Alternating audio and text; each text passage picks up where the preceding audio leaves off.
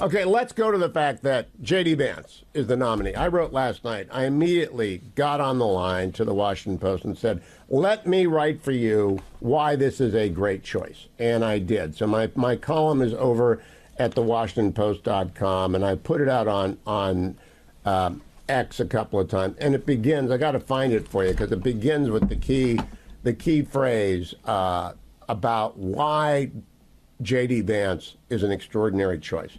I had J.D. on this program, Senator Vance on this program, future Vice President Vance on this program in August of 2016 when his first book came out, his only book, Hillbilly Elegy, before he was famous. It may not have been his first interview, but it was clearly among his first interviews. And I had loved the book, and unlike most book interviewers, I had read every word of it. And I just thought he was a fabulous guy then. I still think he's a fabulous guy now. And what I think is particularly important for President Trump's campaign, my Post column reads this. When he chose his 2024 running mate, Donald Trump was surely thinking about veterans. The veteran vote matters enormously in the 5 key swing states. There are nearly 800,000 veterans in Pennsylvania, 500,000 plus in Michigan, 283,000 in Wisconsin. Arizona has more than 450,000, and Nevada more than 200,000.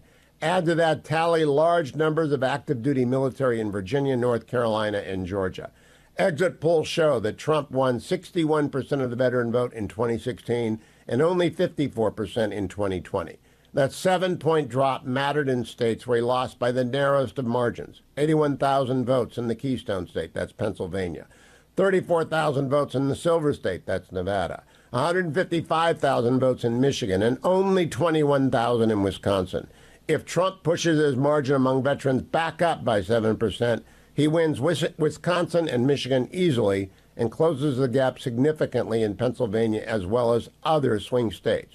Veterans are a seldom studied subgroup of politics, and J.D. Vance, when Trump announced his vice presidential pick, speaks to them. As an enlisted man, a former Marine Corps grunt who spelled out at length the role of the Corps in making the man in his best-selling memoir, Hillbilly Elegy. I interviewed back in 2016 Vance, and I published a lot of his answers about the Marine Corps. I put them over at the Washington Post. Go and read them. I think it's going to resonate with everyone who's put on the uniform that we're going to have a veteran back inside the White House for the first time. Well, I'm not really sure when we had George W. Bush was a veteran. And before that, I don't know. But George W. Bush did not deploy to a war zone. He flew. It's a dangerous business. He was a fighter pilot. But I don't believe he deployed to a war zone. I've already had blowback from people saying, oh, J.D. didn't hear a shot fired, that he was a war correspondent for the Marine Corps. He was in Iraq in 2005 when things were going to hell. And you don't have to get shot at to be under dire threat every day that you're in Iraq prior to the success of the surge in 2007 and 2008. J.D. Vance served in the uniform, and he credits the Marine Corps with turning his life around. Everyone knows his story or should know his story.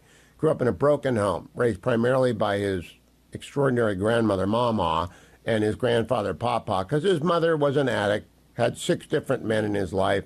J.D. grew up in trouble, did not really know the social graces, did not have a lot of what he calls social capital.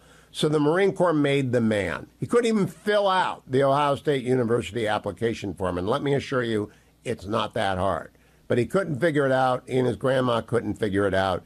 So instead of going to college, he went into the Marines. I believe he went down to Camp Lejeune and Parris Island first. Went through basic training at Parris Island, did his 4 years, got out, went through the Ohio State University in 2 years, applied to it, and accepted at Yale Law School.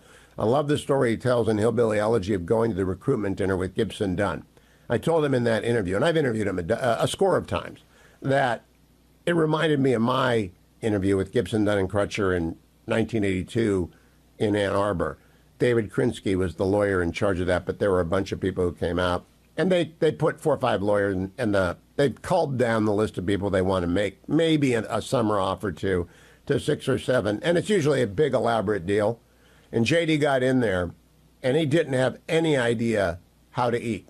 I mean, he just didn't have table manners. He didn't know anything. They didn't teach him that in the Marine Corps. They taught him not to buy a car at 21% interest. But he's sitting there, what do I do? And he excused himself. He spit out sparkling water. He'd never tasted it before. Thought, what is that? Excused himself, made a call to his advisor, said, what do I do? There are 25 pieces of cutlery here. He said, listen to me. Start from the outside, work your way in. The stuff at the top is for dessert.